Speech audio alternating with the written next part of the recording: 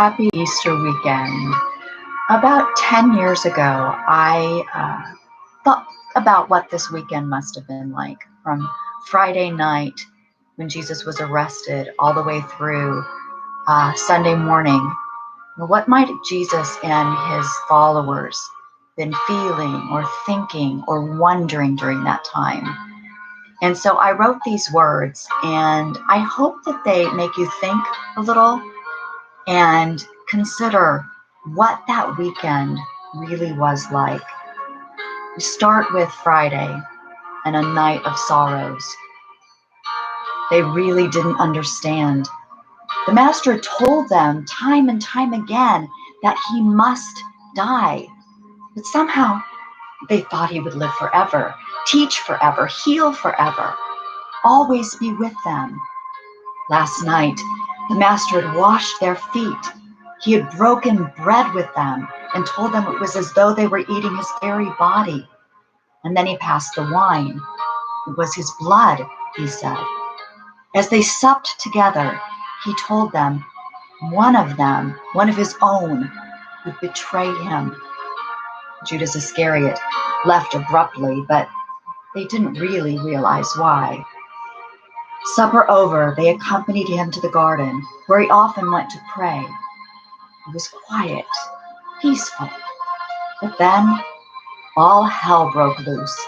Judas Iscariot led a detachment of soldiers, and they arrested Jesus. Jesus, the Messiah! How could this be? They all ran in fear, but they heard of the trumped-up charges, the false witnesses, the beatings, the ridicule. When they saw him again, he was carrying his own cross, his own method of execution, and they barely recognized him.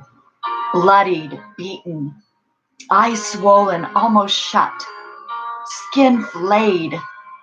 Such suffering, such agony. How could this be? From a distance, many followed the parade of jeering people, the fingers pointing, the cruel laughter, and finally, Golgotha. Nails pounded through flesh, cross lifted and then dropped, moans, cries of pain, struggled breathing. My God, why have you forsaken me? A mother's heartbreak, a beloved friend's tears, enemies' mocking voices. If you're really the king of the Jews, get down from there. A quiet voice, Lord, remember me when you come into your kingdom. An answer, you will be with me this very day. It is finished. Earthquakes, darkness, the Master, Jesus, was dead. How could this be? And then, a day of silence. Saturday morning, those who had followed Jesus awoke to silence. John remembered standing at the foot of the cross, his arm around Mary. Jesus had asked him to look after her as a son would. In silence, he wept as Jesus took his final breath. In silence, he watched as they lowered his body, his broken body.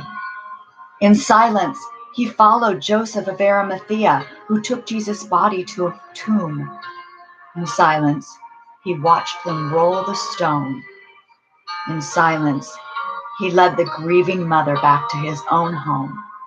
And this morning, in silence, he grieved. Peter remembered Jesus' prophecy.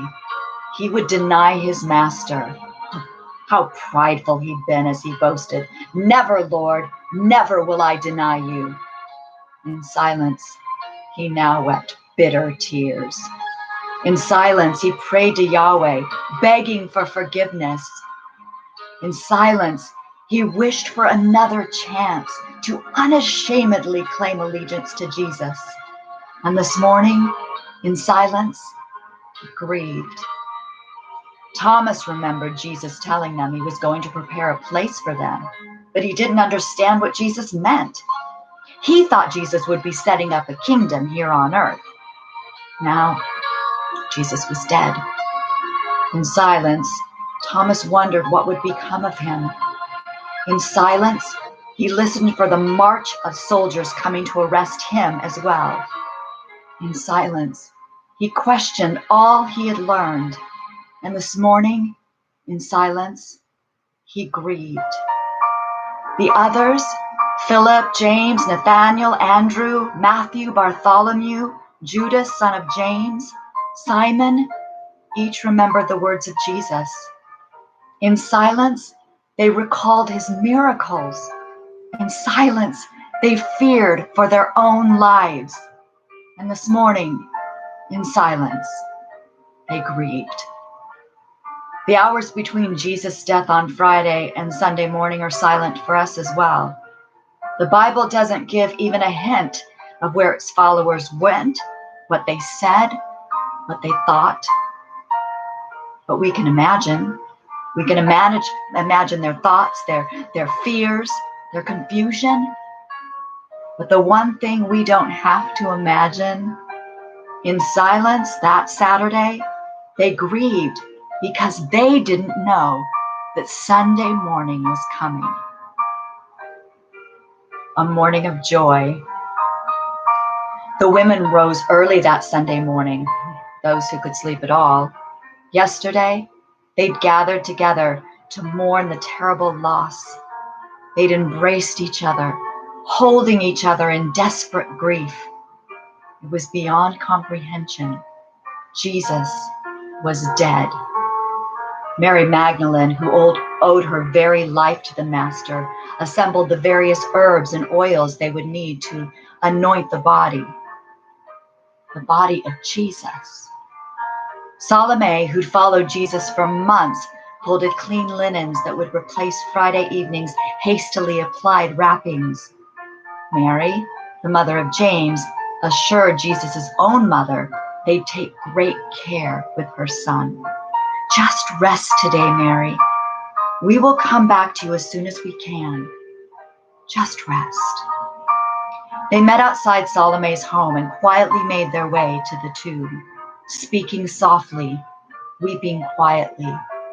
Mary Magdalene wondered out loud, who will move the stone?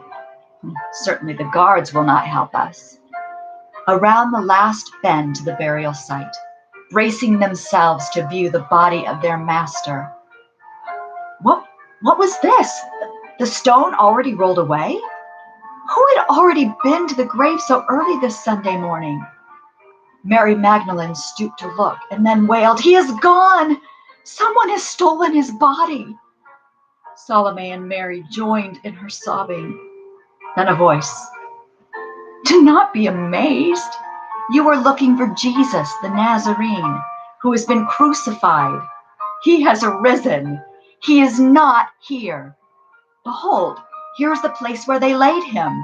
But go, tell his disciples and Peter, he is going ahead of you to Galilee.